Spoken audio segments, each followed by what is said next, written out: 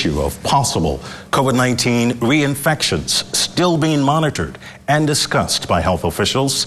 Chief Medical Officer Dr. Pearl McMillan disclosed at this week's National COVID-19 press conference that there have been some cases reported locally. Director of the National Reference Laboratory, Dr. Indira Martin, outlined what would classify as a reinfection from the laboratory's perspective.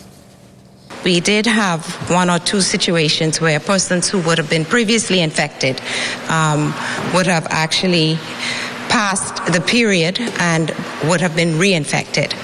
The thing about reinfection is that one of the criteria that we use to say that it is specifically a reinfection is that we have to perform genomic sequencing on that sample. And as you would be aware, we do not have that capacity in country.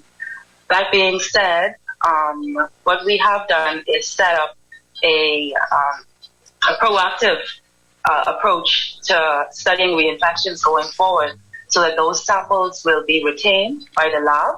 It may not be our lab, but whichever lab would have recorded the reinfection. We're asking them to retain that sample, and we would then include it in our genomic surveillance. Meantime, Director of the National HIV/AIDS Program, Dr. Nakia Forbes, clarified the components of a COVID-19 reinfection. To say without a shadow of a doubt that a patient is reinfected with COVID-19 requires genomic sequencing.